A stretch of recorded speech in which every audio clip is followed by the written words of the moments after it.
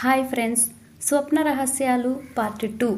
New year spiritual master Dhyanajnana Rishi Sairatna Bhimineni Vamshikiran గారు ఆధ్యాత్మిక స్వప్నాలపై అనేక పరిశోధనలు చేసి స్వప్నాల ద్వారా దేవాత్మలతో అనుసంధానమై మన సమస్యలకు పరిష్కారాలను కనుగొంటూ మనల్ని మనం ఉన్నతీకరించుకునే సులభమైన మార్గం స్వప్న రహస్యాలు అనే అద్భుతమైన గ్రంథరాజం ద్వారా మనకు అందించడం జరిగింది.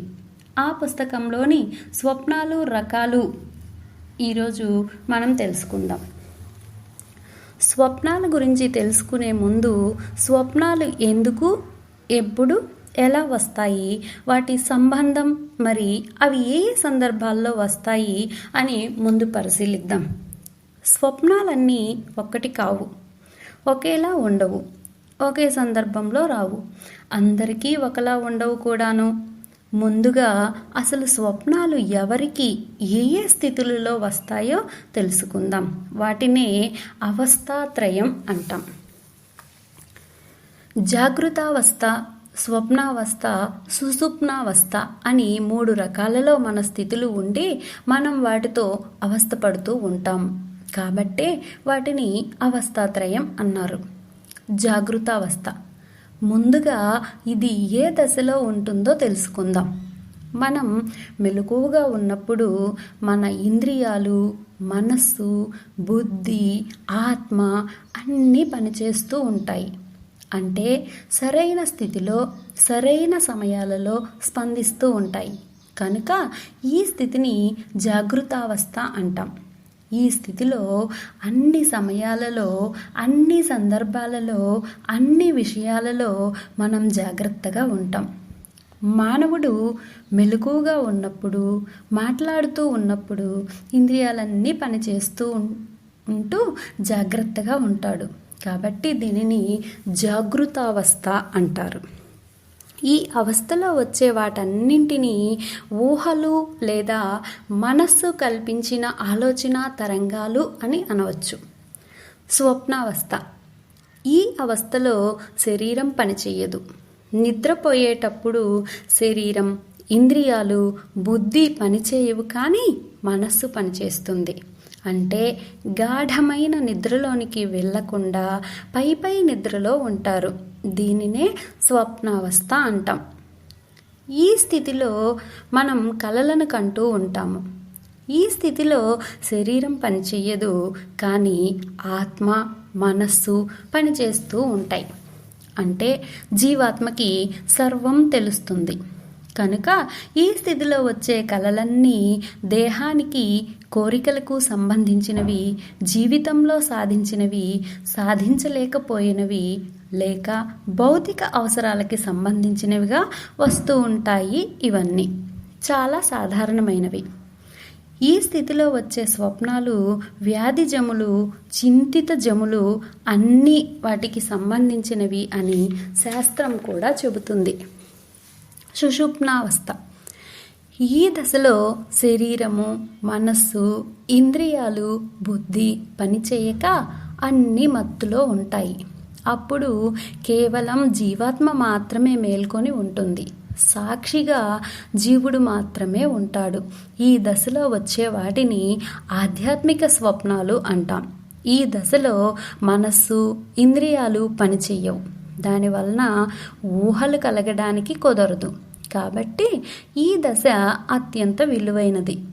ఎందుకంటే ఇక్కడ మనల్ని అడ్డగించే మనస్సు లేదు, భయపెట్టే బుద్ధి, ఇంద్రియాలు ఏవీ లేవు. ఇక్కడ మనం ఏదైతే పొందుతామో అది అత్యంత విలువైన స్వప్నం. అయితే ఈ దశ ఎప్పుడు కలుగుతుంది అంటే అది సాధకుడి స్థితి మీద లేదా నిద్రించే వారి పరిస్థితి మీద ఆధారపడి ఉంటుంది. ఈ దశ ఎంత సమయం ఉంటుందో అది వారి వారి ఆత్మశక్తిని బట్టే ఉంటుంది. దీనిని యాదృచ్ఛిక జములు అని శాస్త్రం పేర్కొంది. కనుక జాగృతావస్థలో ఊహలుంటాయి, స్వప్నావస్థలో భౌతిక కళలు వస్తూ ఉంటాయి, సుషుప్నావస్థలో ఆధ్యాత్మిక స్వప్నాలు వస్తూ ఉంటాయి.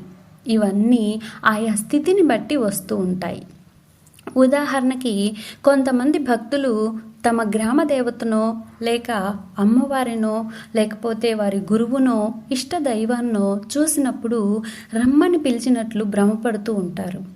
అది నిజమనుకుంటారు. బాబా వారితో మాట్లాడుతున్నట్లు, పిలుస్తున్నట్లు, వారిని చూసి నవ్వినట్లుగానో వారి యొక్క కాన్షియస్ మైండ్తో ఊహించుకుంటూ ఉంటారు. కనుక జాగృతావస్థ కిందికి వచ్చేవన్నీ ఊహలే అని చెప్పవచ్చు. కొంతమంది అనుభవాలను పరిశీలిస్తే ఇవి అర్థమవుతాయి. స్వప్నావస్థలో వచ్చే స్వప్నాలు ఎక్కువగా శరీరానికి సంబంధించినవే అయి ఉంటాయి. ఉదాహరణకి మీరు ఆకలితో నిద్రపోయారనుకోండి, మీకు నిద్రలో చాలా తిండి పదార్థాలు తిన్నట్లుగా, బాగా దాహంతో పడుకుంటే మీ అంతశ్చేతనం ద్వారా మీ మనస్సు మిమ్మల్ని నిద్రలేపుతుంది. అప్పుడు మీరు నీరు త్రాగుతున్నట్లు కలకంటారు. మీరు నిద్రించేటప్పుడు ఎవరన్నా తడిపట్ట మీ కాళ్ళ మీద వేస్తే మీరు నీటిలో ఉన్నట్లుగా కల వస్తుంది. ఈ కలలన్నీ జాగృతావస్థ నుండి స్వప్నావస్థకి వచ్చాక కలిగేవే కనుక ఇవి భౌతికమైనవి. సుషుప్నావస్థలో వచ్చే స్వప్నాలు అత్యంత విలువైనవి. ఈ అవస్థ పరమాత్ముడికి జీవునికి అనుసంధానం లాంటిది. ఈ స్థితిలో మీరు అన్కాన్షియస్ మైండ్తో ఉంటారు. ఇక్కడ వచ్చే ప్రతి స్వప్నము మీ యొక్క ఆత్మ పరిణతిని చూపిస్తుంది. కనుకనే ఈ అవస్థలో వచ్చే వాటిని ఆధ్యాత్మిక స్వప్నాలు అంటాం. ఈ స్వప్నాలలో పైలోకపు వాసులు మీతో అనుసంధానం అయ్యి మీరు సాధించాల్సినవి, భవిష్యత్తుకి సంబంధించినవి, మీ ఆత్మస్థితిని తెలియచెప్పే ఎన్నెన్నో అనుభవాలు అందిస్తారు.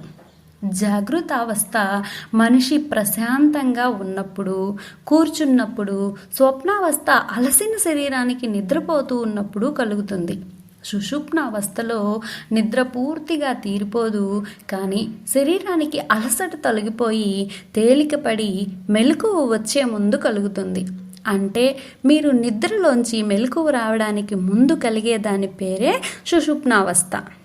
భౌతికమైన ఊహలు, శరీరపరమైన కలలు పక్కన పెట్టి ఆధ్యాత్మికమైన స్వప్నాల గురించి లోతుగా తెలుసుకుందాం. అవే స్వప్న సందేశాలు. స్వప్న సందేశాలని ఎవరు పంపిస్తారు, ఎక్కడ నుంచి పంపిస్తారు, ఎవరికి పంపిస్తారు అనే విషయాల్ని రేపటి భాగంలో తెలుసుకుందాం. Thank you.